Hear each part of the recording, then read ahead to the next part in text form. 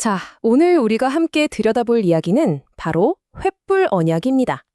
이름만 들어도 뭔가 좀 장엄하고 신비로운 분위기가 느껴지지 않으세요? 혹시 여러분, 누군가와 절대로 깨지지 않을 약속, 그런 약속을 해야 한다면 어떻게 하시겠어요? 오늘 우리가 나눌 이야기가 바로 그 질문에 대한 아주 오래된 하나의 답을 보여주고 있습니다. 지금부터 말이죠. 불과 피가 뒤얽힌 아주 극적인 의식을 통해서 맺어진 한 약속, 그 이야기 속으로 한번 푹 빠져 들어가 보겠습니다. 자, 이야기의 주인공을 만나볼까요? 바로 아브람이라는 인물인데요.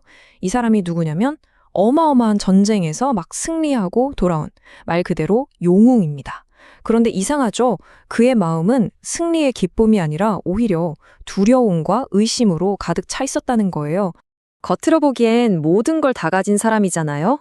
그런데 그의 마음속 깊은 곳에는 아직 해결되지 않은 아주 근본적인 문제가 하나 있었던 겁니다.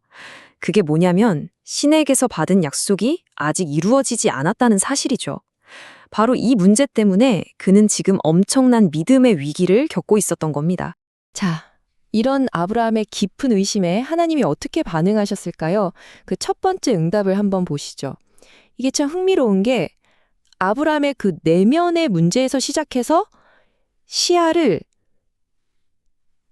저 광활한 우주로 확 넓혀버립니다. 하나님이 아브라함을 밖으로 데리고 나가서 이렇게 말씀하십니다. 하늘을 한번 올려다봐라. 저 별들을 셀 수 있겠니? 내 자손이 바로 저렇게 많아질 거다. 한번 상상해 보세요.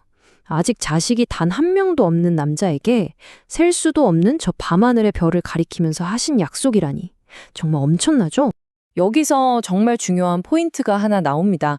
성경에서는 뭐라고 하냐면요. 아브라함이 의롭다고 인정받은 게 그가 뭔가 대단한 일을 해서가 아니라는 거예요. 그냥 하나님의 그 약속을 믿었기 때문이라는 거죠. 바로 그 믿음 하나가 그의 의로움이 된 겁니다. 정말 놀라운 개념이죠? 이 믿음이라는 게 사실 좀 추상적이잖아요? 그래서 성경에서는 아주 기가 막힌 비유를 하나 들어줍니다. 자, 한번 상상해 보세요. 눈앞에 아무것도 없는 휑한 텅 빈 땅이 있습니다. 이게 바로 지금 아브람이 마주한 현실이에요. 그런데 바로 그 텅 빈 땅 위로 어떤 건축가가 다가와서 당신에게 엄청나게 화려한 궁전의 설계도를 쫙 펼쳐 보여주는 겁니다. 어때요? 아직 존재하지도 않는 미래잖아요. 바로 이 구체적인 설계도가 하나님의 약속을 의미하는 거죠. 자, 그럼 믿음은 뭘까요? 바로 이겁니다. 내 눈앞에 보이는 텅 빈 땅이라는 현실이 아니라 건축가가 보여준 그 설계도를 신뢰하는 것. 아직 돌멩이 하나 놓이지 않았지만 그 궁전이 이미 내 것이라고 믿는 것. 이게 바로 믿음이라는 겁니다. 그런데 말이죠. 저 밤하늘의 별을 보고 약속을 받았는데도 아브람의 마음은 완전히 평안해지지가 않았나 봐요. 그래서 하나님께 더 확실한 증거를 보여달라고 요청합니다. 그리고 바로 이 요청이 정말 기이하고도 엄숙한 어떤 의식으로 이어지게 됩니다. 이게 뭐냐면 고대의 언약 방식인데요. 짐승을 반으로 쪼개고 그 사이를 지나가는 거예요. 이게 무슨 뜻이냐면 만약 내가 이 약속을 어기면 나도 이 짐승처럼 쪼개져도 좋다는 말 그대로 목숨을 건 맹세인 거죠. 약속을 어기면 곧 죽음. 그러니 이 의식의 무게가 얼마나 무거웠겠어요? 의식이 진행되는 과정이 정말 좀 기이하고 섬뜩하기까지 합니다. 아브람이 짐승들을 다 준비해 놓고 깊은 잠에 빠져들어요. 그런데 그때 사람이 아닌 무언가가 나타납니다. 바로 연기 나는 화로와 활활 타오르는 횃불. 이 두 가지가 그 쪼갠 고기 사이를 지나가면서 분위기는 최고조에 달합니다. 자, 여기서 진짜 놀라운 반전이 있습니다. 보통 이런 언약은요, 약속하는 양쪽 당사자가 다 같이 그 쪼갠 고기 사이를 지나가야 해요. 너도 나도 목숨을 건다 이런 의미죠. 그런데 여기서는 어떻죠? 아브람은 잠들어 있고 오직 하나님을 상징하는 그 횃불만이 홀로 지나갑니다. 이게 뭘 의미하겠어요?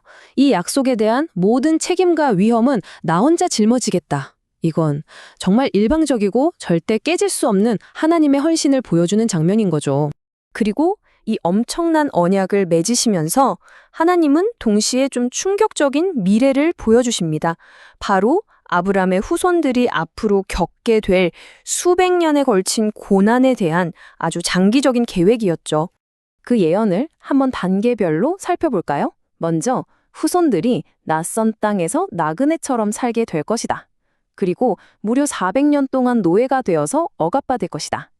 하지만 그 뒤에 하나님이 그들을 억압한 나라를 심판하실 것이고 마침내 그들은 엄청난 재물을 가지고 약속의 땅으로 돌아오게 될 것이다. 이렇게 4단계로 이루어져 있습니다. 아니, 근데 약속을 해주시면서 왜 이런 끔찍한 고난을 예언하신 걸까요? 성경에서는 이걸 외과 의사의 수술에 비유합니다. 생각해보세요. 의사가 환자를 살리려고 수술할 때 살을 째고 아픔을 주잖아요.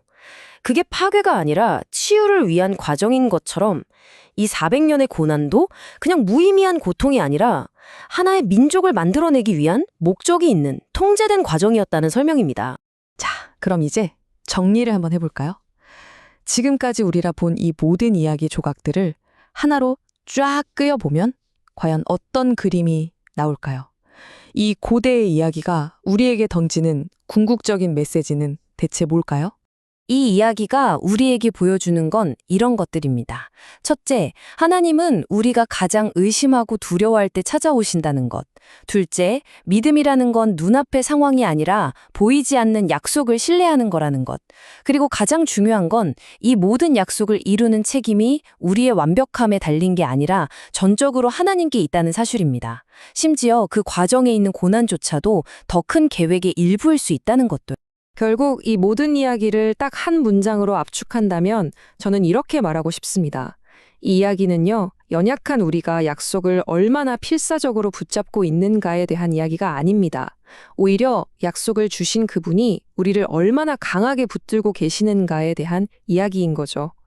이 이야기가 여러분에게는 어떻게 들리시나요?